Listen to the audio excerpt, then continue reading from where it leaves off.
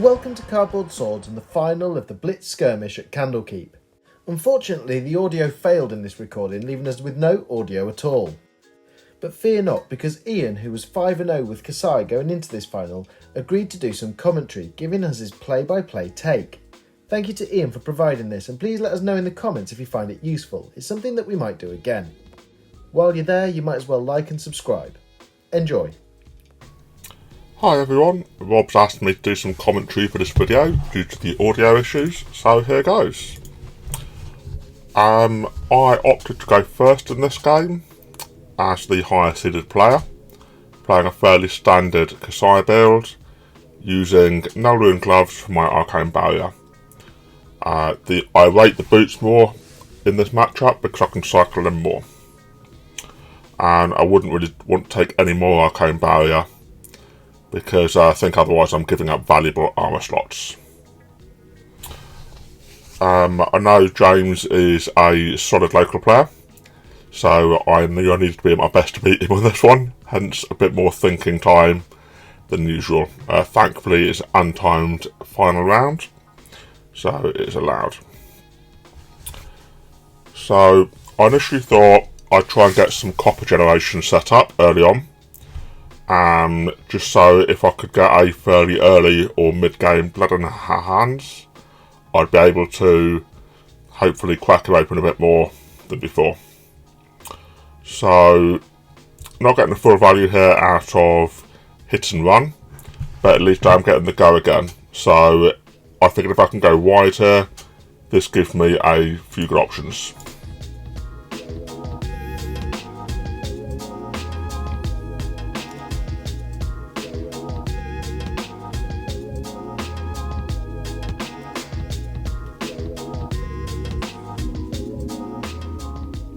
So just coming in for 5 damage here, but I am threatening on hit thanks to Outland Skirmish. And I will have go again regardless of hit, thanks to hit and run.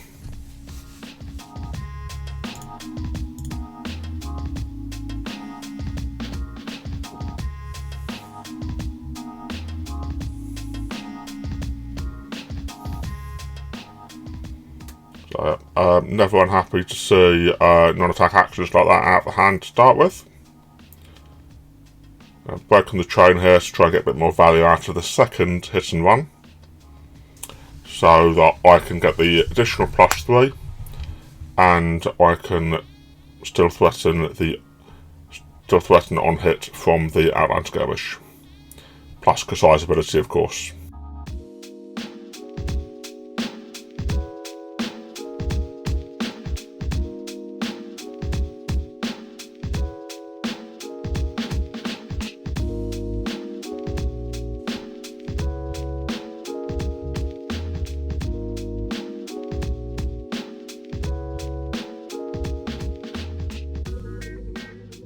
So James valuing his hand quite highly here, so I was wondering if it might be rune chant generation, which is certainly something Vynnset absolutely benefits from. It turns out it probably wasn't, but it seemed to be a reasonable assumption this early in the game.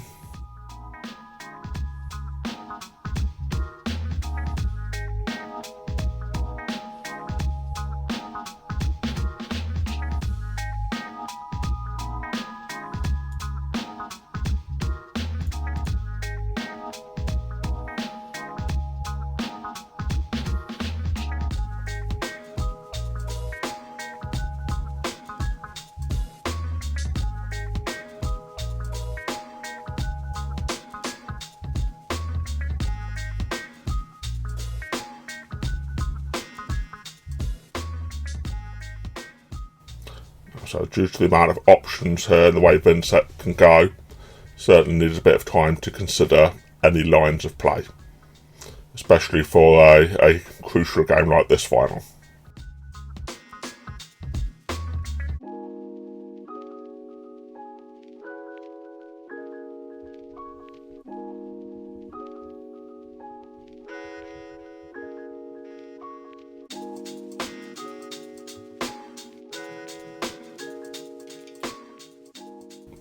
So yeah, James decided to commit armour here, hence valuing his hand quite highly. I'm really happy to see early armour blocks, because I tend to find them more valuable in the late game. But if he had a great hand, if he really get some gas off, then I can certainly understand why he'd want to keep it.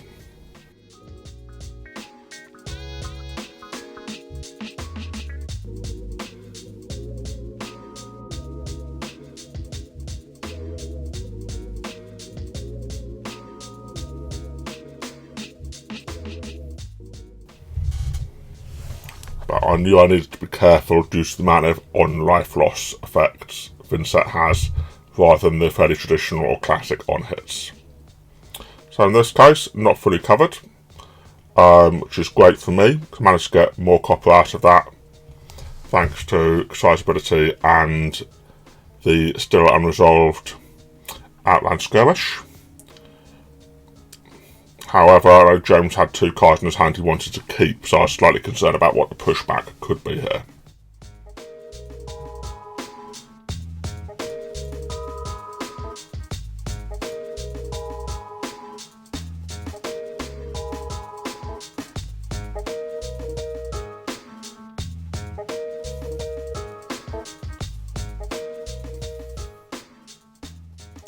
So James maximising the value he can get off Grasp of the Arcanite there by pitching a single blue to create a second rune chant after Vynnset's ability is resolved. So the cost is increased by 1 for each rune chant that is controlled.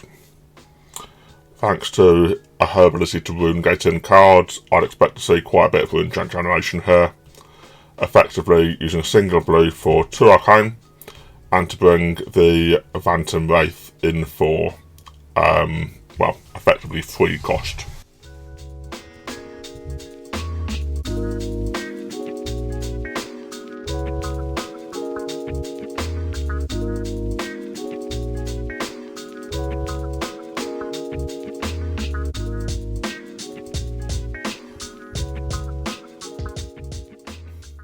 Again, I was very mindful. I wanted to try and keep tempo here and keep on being able to try and present something back. So if I had an off turn, then James had the ability to really start punishing me for this.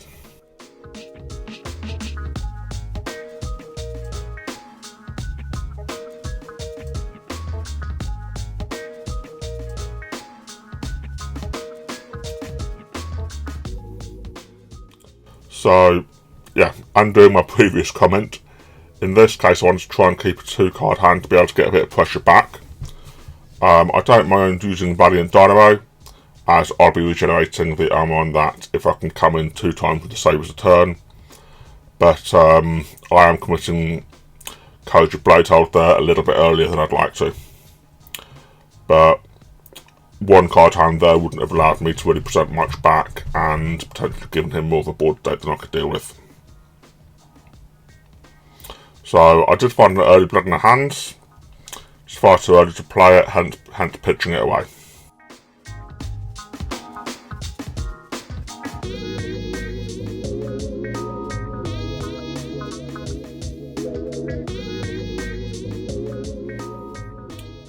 So we have Run Through, one of my favourite cards from Classic Battles.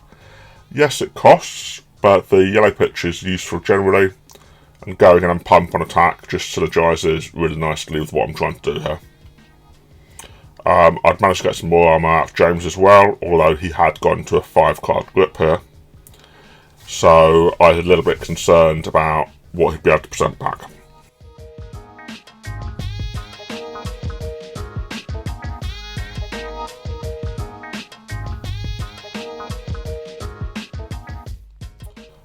And I knew that because I was attacking him twice here with the sabres, I'd be able to take that counter off Valiant Dynamo.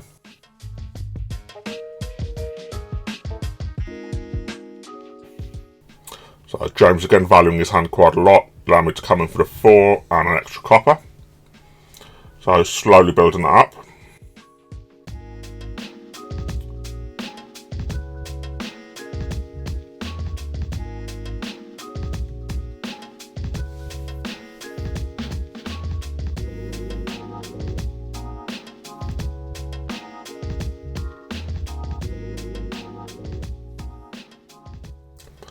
again, nice efficient use of grasp there to create the extra rune enchant using a single blue.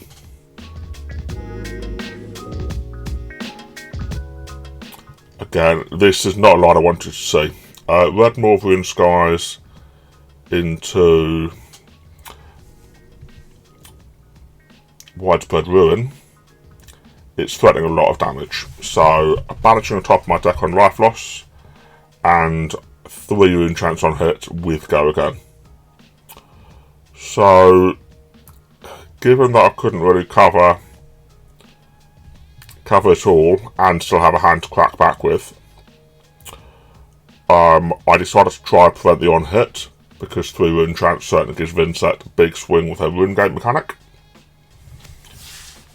But if I was going to be banishing anyway, I figured that I might as well take the Arcane. Hence, didn't present anything back to the Arcane, but tried to cover the hit on the ground, knowing that he'd be coming in anyway on the same chain. So yeah, there goes my crown. But in this case, literally just now on block.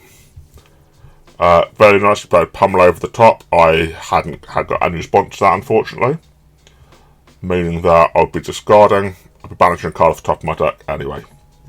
So back to a 2-card hand, which was unfortunate, plus 3 rune enchants for Vynnset. However, it did mean that would be the end of the trade unless he came in with a flail, thanks to having to pay for the pummel.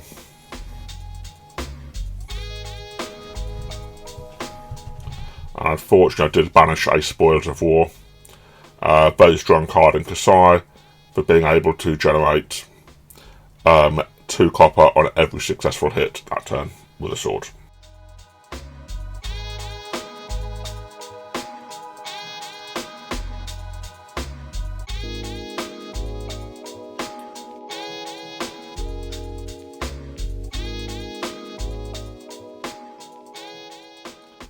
So, there's a Spoils of War again, pitching away Rouse the Ancients. So, I've got the Go Again on the next sword attack, and the Pump on the next sword attack, and threatening all our extra copper generation. Again, I was just trying to pump up the copper generation right now to make blood on her hands as scary as it could possibly be when I drew it. I knew I picked one early, but there would be a second one in my deck somewhere. Then drain the rest of his armour here. So again, valuing the hand quite highly. But still 2 more to cover to, well, prevent the extra copper generation on that.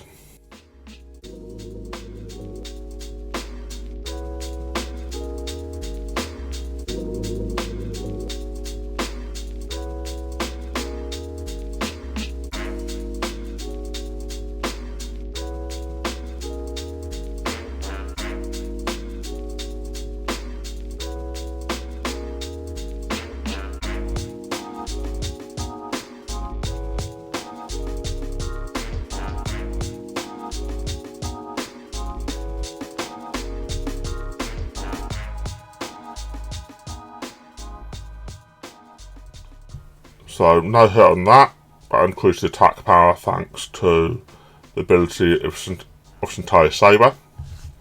Putting a card out of his hand as well, and of course still threatening the copper generation from Spoils of War and Kassai.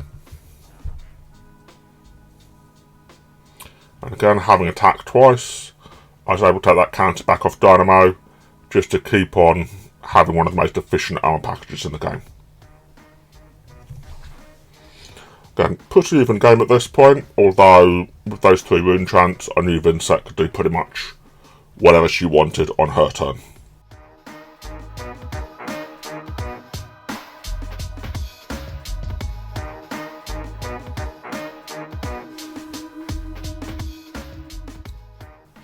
Again, yeah, Deathly Wail with 4 rune enchants is nasty, and again, it's difficult to cover. Given this threatened rune enchant generation on life loss, it it's insane value for Vynnset. I think this should be in every deck. And it's just really, really good at generating value, plus being a solid on-hit as well.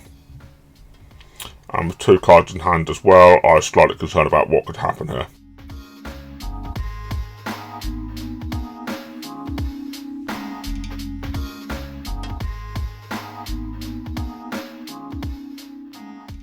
So I was sitting on a good amount of copper, but I didn't want to leak too much damage here or give away too much tempo.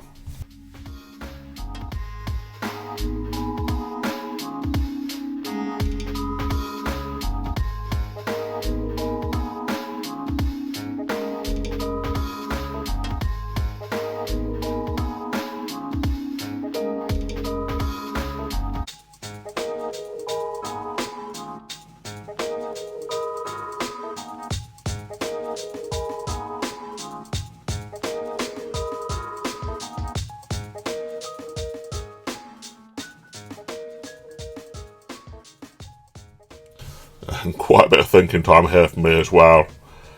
Maths is never my strong suit, especially when I have to do it under pressure like this. It's my first final, and I've got to admit my nerves were not as steady as I'd like them to be. So, pitching 4 to cover the arcane there, and 2 cards left, and armour on my boots and chest, and block the rest of it from hand. Pretty good cards to throw away, but I couldn't risk letting James into the game properly at this point. So take a turn off and just draw up and hope that whatever he's threatening back wouldn't be too excessive and I can actually deal with it.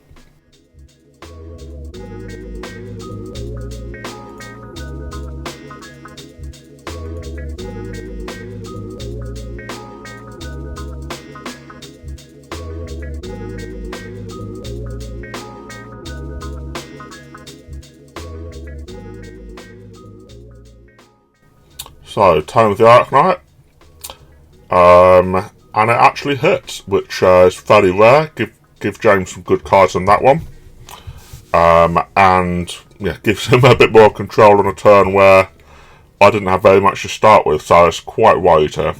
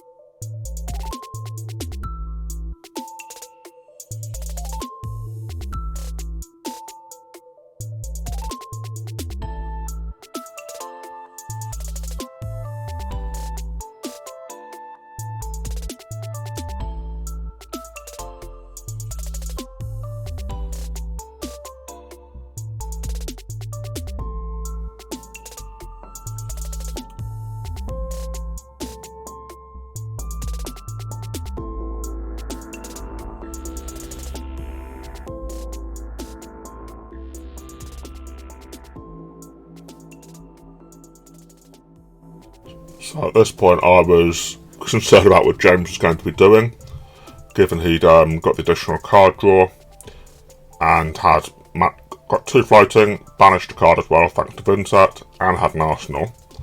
So I thought this was most likely him trying to work out the maximum damage he could present on this turn.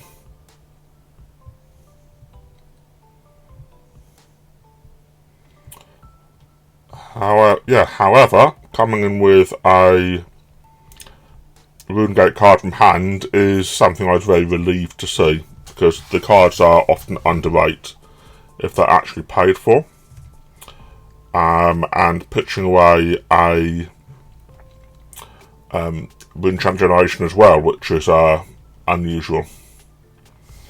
I would have thought James would have played the Runeblood Incantation, but I guess it was a bit of a rough draw off that Tome of the Arcanite.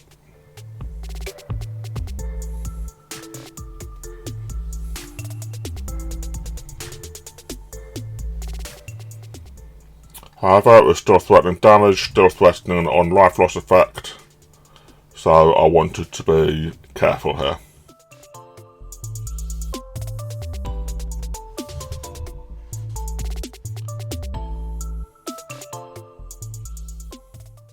And I'm very glad I did soak the damage on the previous turn.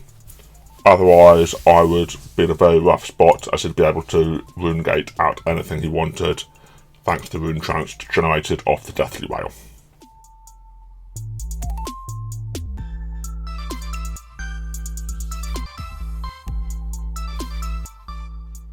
So I covered the arcane there because I just couldn't risk the on life loss effect, but now I had to still cover on the ground as well.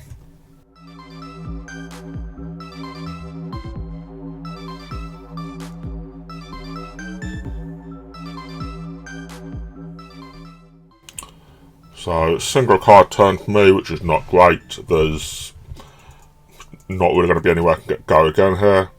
Though thankfully my copper was in a pretty good spot and I had the counter off Valiant Dynamo. Although I really like In the Swing as a card, I definitely wasn't going to be able to play it for a few turns, so best I could do there realistically was pitch it and just going for a little bit of damage, just threatening 2 raw damage. No effect, no copper generation, but it's better than nothing at this point.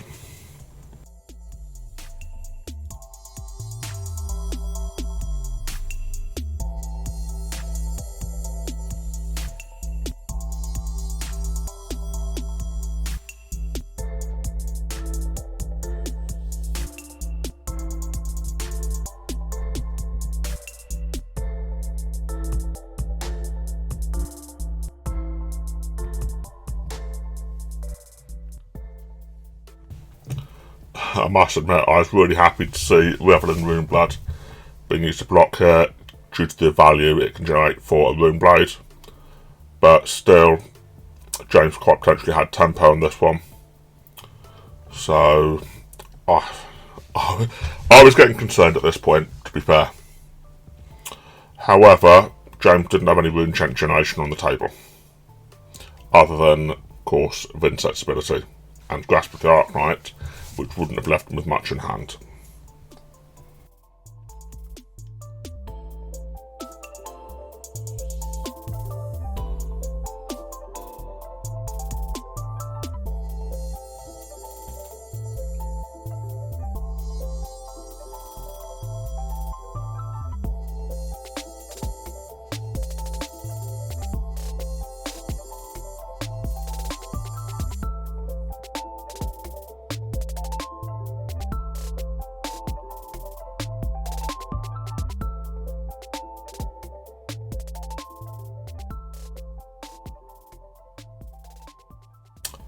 And James having a rifle to my graveyard, which knows I've thrown away quite a lot of attack reactions at this point.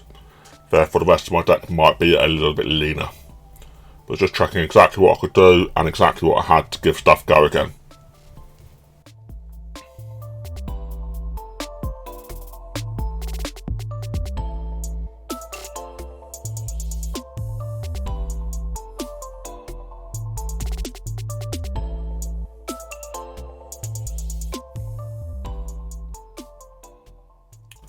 So at this point, again, fortunately for me, James had to take a turn off to set up the enchant generation. So it let me back into the game, but it did mean his next turn was likely to be fairly free to be able to do whatever he wanted with. I have no need to generate more rune chants and could basically rune gate in anything he wanted or anything he banished. Did take some damage there from Blood Debt, which was always nice. But I still had to work at this point.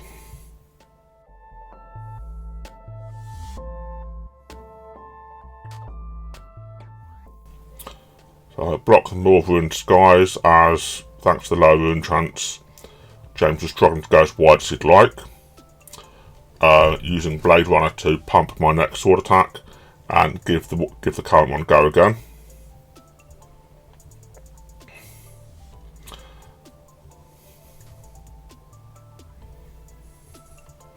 And using one of my favourite cards in Kassai, push forward.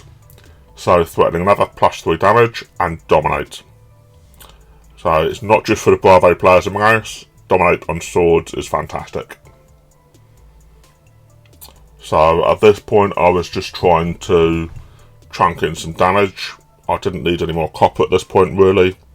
I was just trying to get a bit of breathing space. And with no armour I knew James wouldn't be able to cover this fully, so whatever happened he'd be taking damage.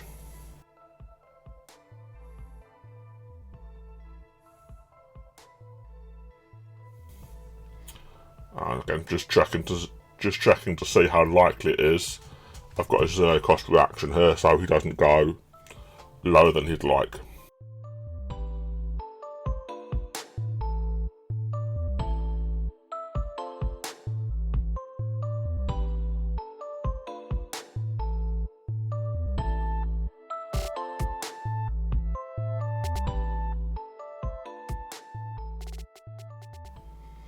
So at that point James knew I didn't have anything behind that really, so I was happy to take the damage and to go fairly low, but on his terms, to try and force some value back.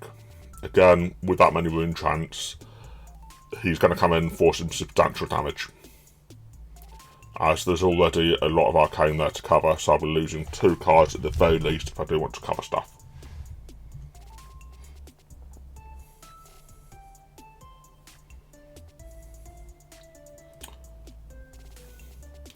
Okay, Shadow Puppetry, absolutely amazing in Vynnset. Giving the go again, and a pump, and an on-hit, and threatening a Vynnset trigger if he wanted.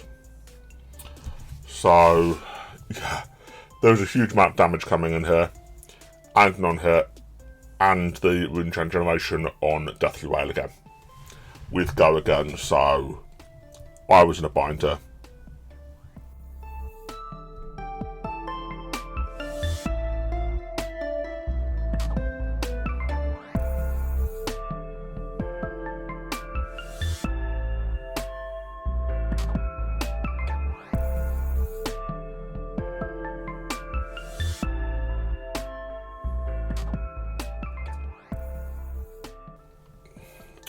I just couldn't allow that Deathly Wail to hit, and I didn't know what else he had, so I wanted to try and cover out as much as I could here, even if it cost me another turn off. So yeah, thankfully I had a yellow in hand, so I managed to pitch exactly to the arcane, but there was still significant on the ground to cover with the on-hit and go again.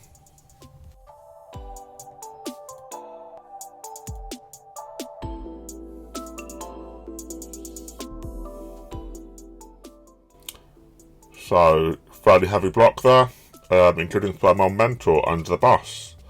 That's not just a thing Dorinthia did at Morlock Hill, so I can do it too. Again, that armour on the boots proving once again invaluable for internet extra damage. However, looking incredibly rough again here, so new chain with Revel in Runeblood.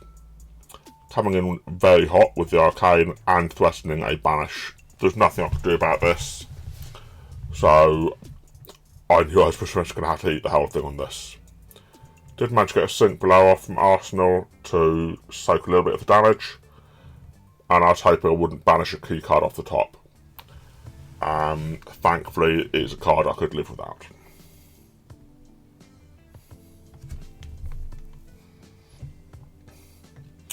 So, tempo's still in my favour at this point, but it's slipping away as again I've just had to not have a turn to be able to stay in the game.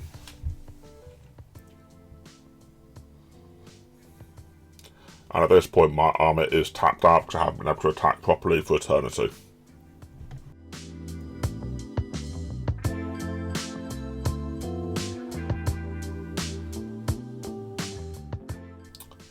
It's about this point I decided that really my only strategy here was going to be to, if I could, try and absorb it and wait until for blood on her hand's turn. catching with my copper and go really wide. But I didn't know how likely that would be at this point.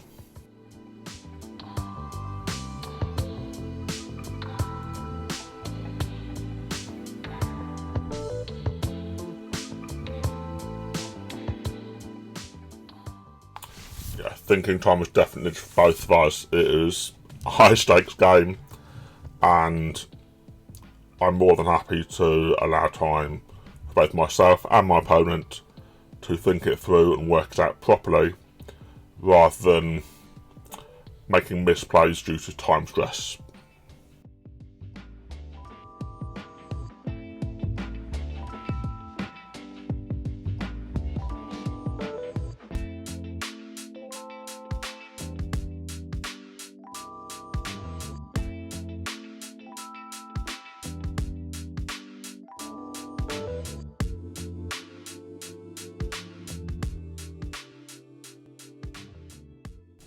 Graveyards, etc., all public information. If you need to go through them to figure out what you've used, what your opponent has used, do so.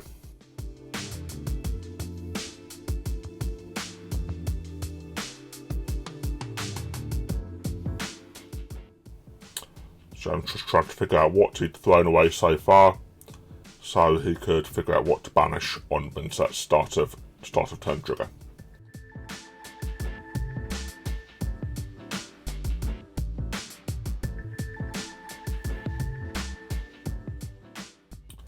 So, massive hit here. Widespread, threatening, losing a card. And again, it's a 7 damage turn. I need to do something here. There's no way I could hold my entire hand, and Widespread Annihilation was still threatening a discard on life loss. So, yeah, at this point I did make a misplay. I pitched a red there because I thought I wanted to cover the Arcane. However, I meant to pitch a blue to be able to pitch for Oasis Respite as well. So I asked James if I could take it back, and very reasonably he said no, as it's a final game, we've had enough time to think about it, that the area was mine. So at this point I had to try and change my strategy around a little bit, given that I'd just given up an extra card I didn't really need to.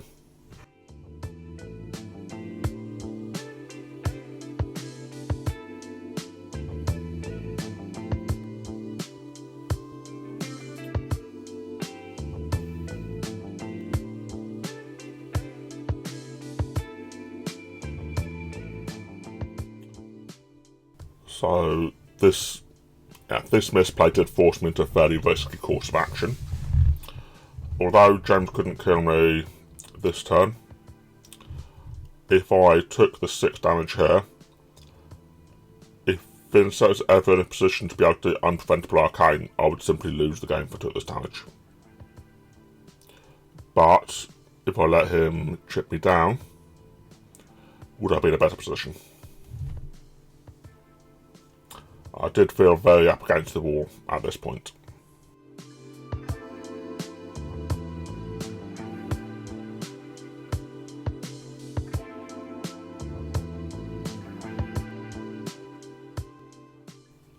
There we go again, a bit of finger counting, because what better on a Saturday than doing mental maths.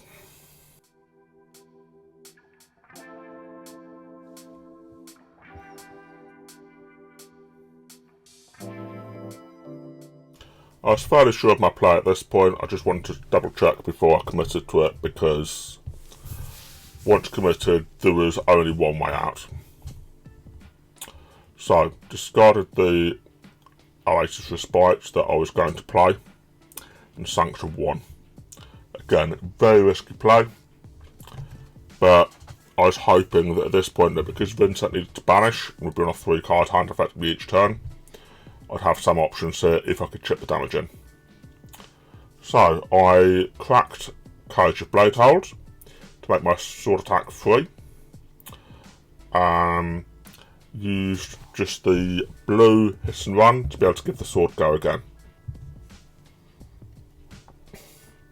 At this point, I needed to check my graveyard just to make sure I hadn't got rid of a card I was about to rely on.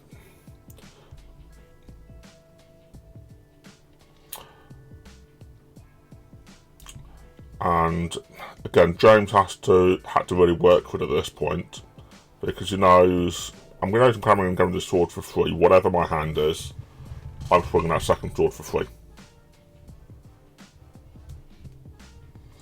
But what am I going to do to this chain link? Am I going to pump this sword? Am I going to break the chain and pump the second sword? Am I going to continue the chain and pump the second sword? So at this point, really, he knew he had to cover 5 damage minimum to not die. I'll be presenting 4 damage on the ground, with 2 each with the 2 swords, and it's reasonable to assume I can do a further 3 on the top of that.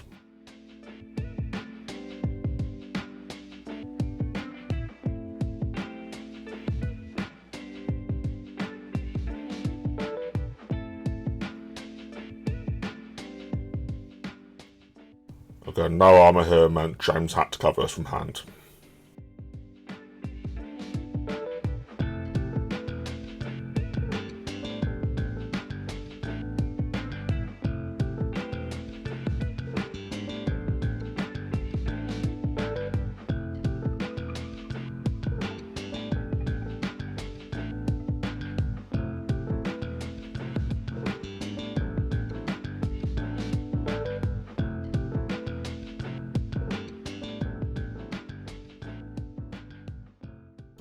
So James was playing a lot more conservatively in this game than in our Swiss round, because due to the damage I can present, taking any extra damage from Bloodbath could be enough to push it over the edge.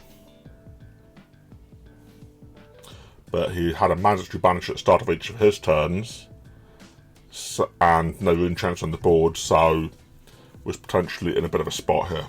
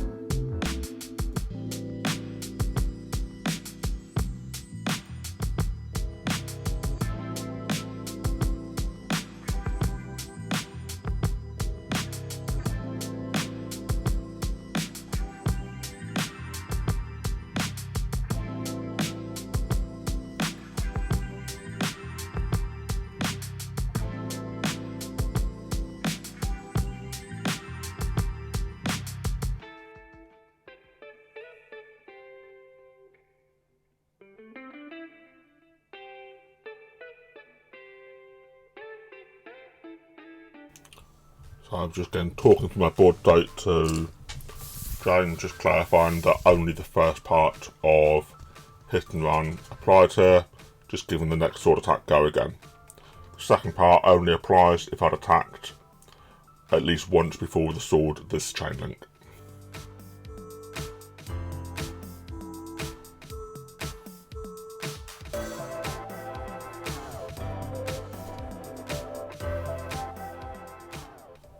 Thanks to the ability on Cintari Saber, if it's blocked with an attack action card, its power will increase.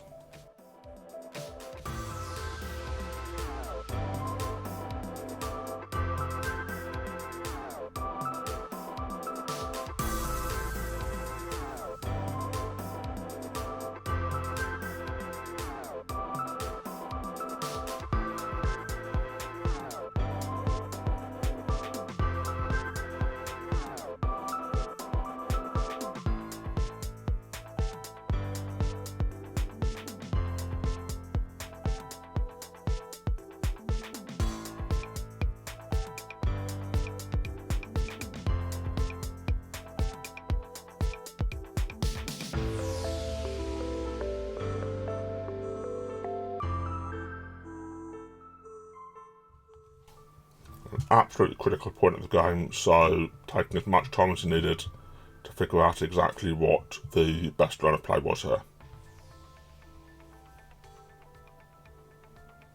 So, blocking with Deathly Rail, which I'm very glad that wasn't coming my way. Did take it up to 3, but also blocked for 3. And rather than a second sword swing, I was coming in here with a Gore Belching. 0 cost for 7, but its power is minus the power of the first attack action card I revealed from the top of my deck. And that's where the Rouse the Ancients comes in. Its base power is 0, meaning I will be presenting 7 damage on that no matter what. So at that point, James had to use the rest of his hand to cover that, and still leaked 1 damage, because he could only block for 6 there. Again, I was without boots, as I hadn't attacked the second time with a sword, and all James could do was draw up and hope I draw badly. So going back to a 4-card grip here, and desperately trying to find something that will help me close out the game.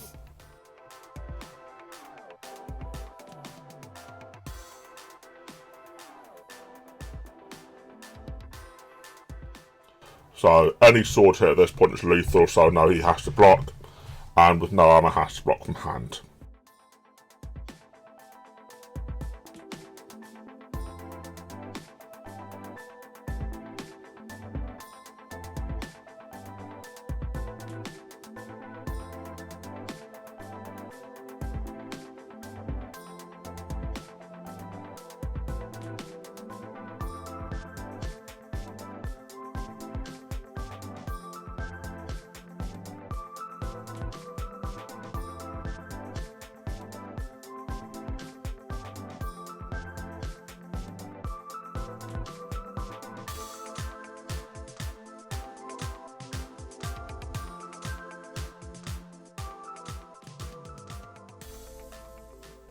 My thoughts here were to pressure as hard as I absolutely could and try and make sure either he had to use 3 cards or 4 cards.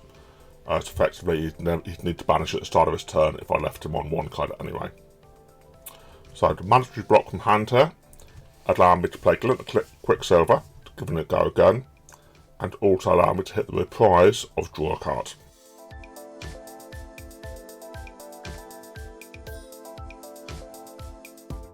So at this point I'm able to come in with a second sword. It's just a question of what can I come in for. I already had to go again. At this point I was just trying to put as many numbers on the sword as possible, hence slice and dice and run through for an additional +5 on the next sword swing.